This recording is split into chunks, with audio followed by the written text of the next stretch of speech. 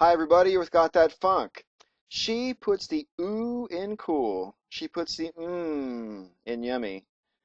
I'm talking about Seek the Visceral, aka Jessie, aka the future Mrs. Nathan Forrest. She tagged me for another 5 random things video. But Jessie, I've done 2 random things videos in the past couple of weeks, so I'm going to do a little special twist for you. I'm going to do you my 5 peak experiences, okay? But before I get to that, just a bit of channel news. First of all, I have joined the club. That's all I'm going to say. I'm not going to give the prick who did it to me any more satisfaction and just mentioning that it's happened to me too, guys.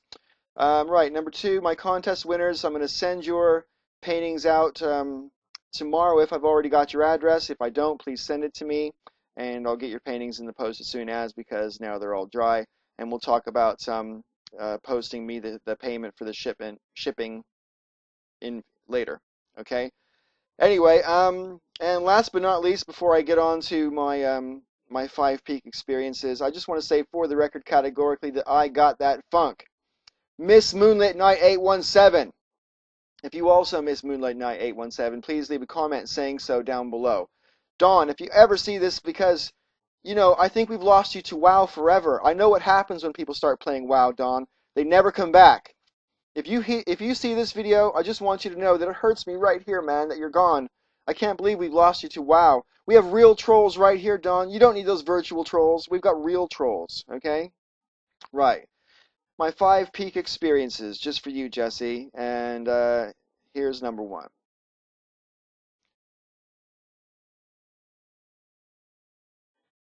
Ever since I was 8, I knew I wanted to be a parent when I grew up, and I was very lucky when I was 28 years old to have a daughter.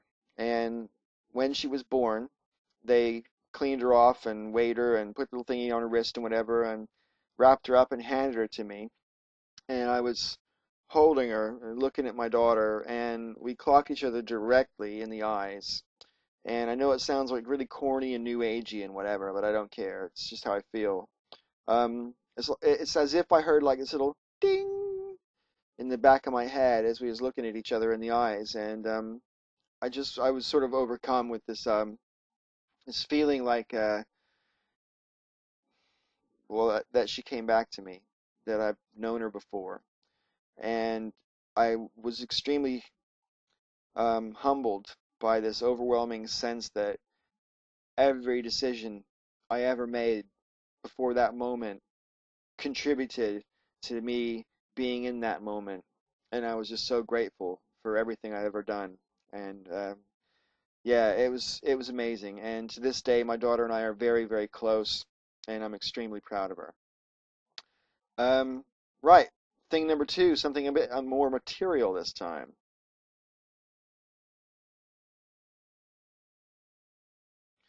When I was 19 years old, I basically came into a bit of money, and that plus some of my savings, I bought myself a Corvette, and it was the bomb. It was the coolest fucking car in the world. A 1968 Corvette, great big massive hood scoop on it, chrome Krager SS wheels. It had a metallic red paint job, which was fucking beautiful, with a pearlescent overcoat. It was convertible. I stuffed a $2,500 stereo in the thing. This is back in the year 1981 when nobody spent more than 300 bucks on a stereo, and that car was absolutely wicked. Problem was, it cost me more money at the age of 19 to insure myself to drive that car than I spent on my rent and my food and my utilities all combined. And basically, I lived to service my car is what it actually turned into. And I just couldn't, I wanted a social life. I needed more things to spend money on than just my car. Um, so I ended up selling it. But it was the coolest 6 months of my life in terms of just the way I felt about my status in the world. When I was younger, I had loads of muscle cars, but you can't beat a Corvette. Many times we pegged the speedometer at 160 in that car, and it still had room to go. So even if the speedometer was off by 10 miles an hour, you're still going fucking fast. And I loved it, and I really, really think Corvettes are the coolest car ever made. Certainly the coolest American car. Right, thing number 3.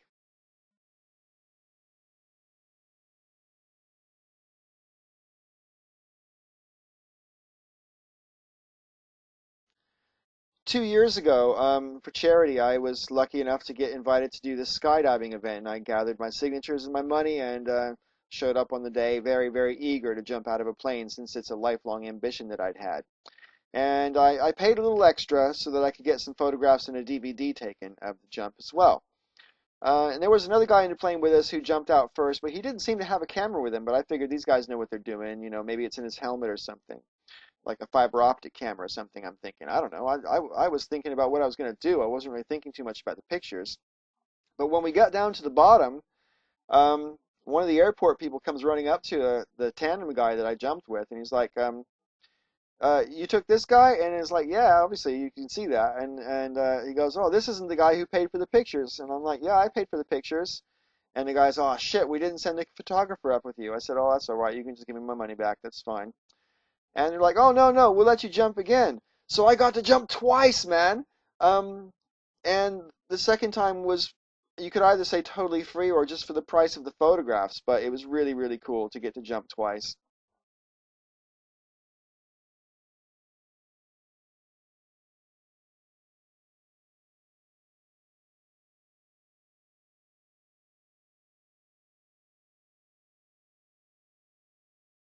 And I had wanted to jump out of a plane ever since I was like 5 years old, and so that was a lifelong ambition realized, and that all by itself, plus the actual experience itself and what it is. They call it an airgasm for good reason. Thing number four. Okay, from September 85 to June of 87, I was a radio disc jockey in Juneau, Alaska, and living in Alaska was one of the best things I ever did, but the problem living up there was there's an extreme shortage of available women. And I was really keen to sort of meet Miss Right and settle down. I wanted to start a family and stuff. And it just occurred to me it wasn't going to happen there. So I moved back to California. But while I was there, I really sort of threw myself into becoming a nature photographer. I also did a lot of mountain climbing and stuff. And in the height of the summer of '86, we climbed Mount Jumbo. Me, my roommate, and one of my good friends. Dave and Lauren were their names. And Mount Jumbo is about 3,900 feet to the summit. It's an extremely arduous hike because you're starting at sea level and going more or less straight up, especially the last 1,500 feet are almost vertical.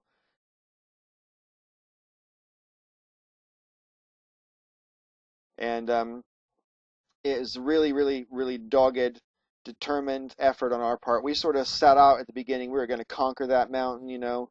But even two-thirds of the way up, we already were starting to realize the mountain was going to conquer us. And when we're getting near to the summit, my roommate Lauren it started leveling off a bit. My roommate Lauren starts to take off because he wanted to get to the summit first. And I'm like, hey, dude, whoa, that's not cool. We've been through this together. Fucking let's all get there at the same time. He's like, you're right. I don't want to be a prick about it.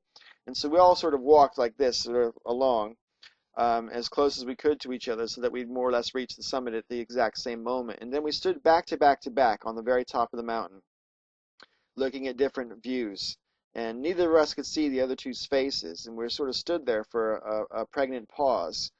And then all three of us, at the precise exact moment, said, man, this is what it's all about. Just like that. And the thing is, I've had that happen before when you say something at the same time as someone else. But never happen when you say the same thing as two other people. And all three of you say word for word, intonation and everything, the exact same thing. And that was a pretty cool thing. It was a cool moment because we were literally having a peak experience together on the peak of that mountain, and we were all totally humbled by the experience, and it was great. And of course, the experience wasn't over because getting back down is no picnic either. Right, thing number five. Some of you have already met Falcon, my son, if you've been watching my channel ever since my birthday. And some of you even watch his channel, which I think is pretty cool. But my proudest moment as a parent is not one of my children's scholastic achievements or any other academic or aptitude that they've got achievements. It's a personality thing, and it's with my son.